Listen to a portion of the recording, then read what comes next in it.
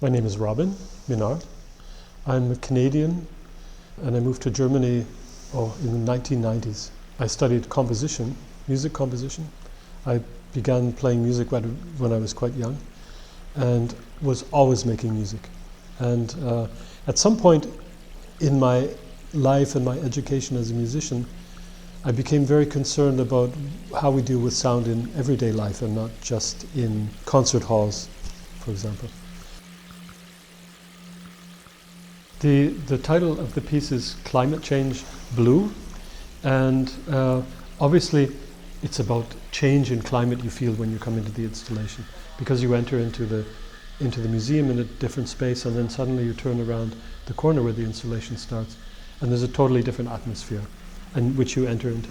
At the same time, I wanted the title to imply that because I'm able to change this space so dramatically and make it into a very calm, quiet space, we can also do that in our life. We must also be concerned about climate change and such subjects. If I say I can change this space by actions that I do in it, then we can also change the spaces we live in by taking some kind of initiative. So the installation for the D Museum was made for this stairway, and it kind of combines three different installations. One which is silent music, which are these small loudspeakers on the walls.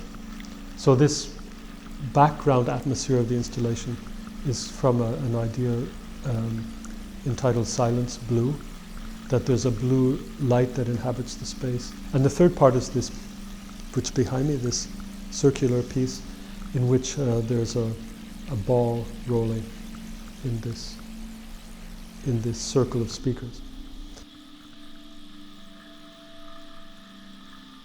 First of all, I was happy to be asked to do an installation in the stairway, because a stairway is not an exhibition space, it's a stairway, so it means people are moving through here in a very particular kind of way. And it's a space that I have control over, but it's also a space that has its own kind of meaning. But it's very special in installation art that artists began to find a relationship between what they're doing and where they're doing it. And that's what I enjoy very much about working in spaces like a stairway, that I have to find a relationship to the stairway and think about how people come into the space and how they move through the space and what they do when they come to the bottom of the stairs. So the installation is about various ways of listening.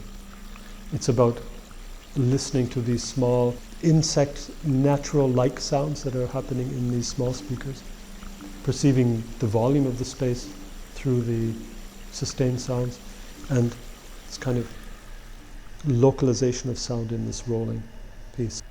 These small speakers are installed as plant-like. First of all, our perception tells us it's something that's related to being organic. But as soon as we look at it, we realize it's only small speakers and cables, and I don't hide that at all in the installation. So we have this kind of internal conflict of what is natural and what is technical. And the same thing I tried to do with the sound. The sound sounds natural when you first hear it, but it's all synthetic sounds. So I think in a way that the installation questions this borderline between what is artificial and what is natural, and where we perceive that. Because I don't even really know anymore if the tomato I buy at the grocery store is natural or if it's some kind of scientific experiment. So I think that's a very contemporary question that artists are dealing with, this borderline between what is natural and alive and what is artificial and technical. Well, I wanted the installation to represent a natural sound, but not be natural. So I took obvious things from nature, like water sounds or kind of insect-like buzzing and these small clicks, and incorporated them into the installation as imitations, so that we would first think it's natural and then find that it's not. And I think the most important thing about that is, I talked about the installation in 1994 in the horticultural exhibition.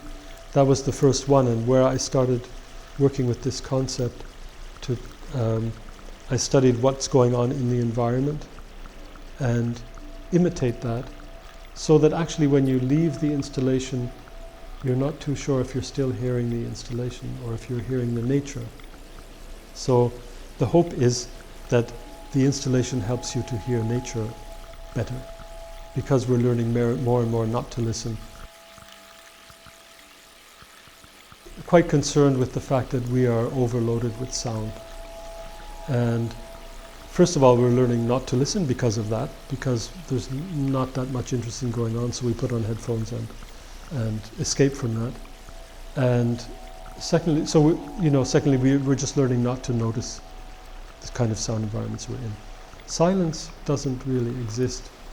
What we call silence is really a space where you hear everything. It's not a space where there's silence, it's a space where you can hear the smallest sound happening, and you know exactly where it is, and you can hear another small sound over here.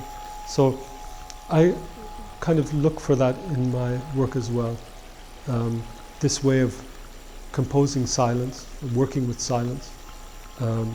So silence is a really important aspect of my work. Silence also means beginning to listen and not beginning to ignore.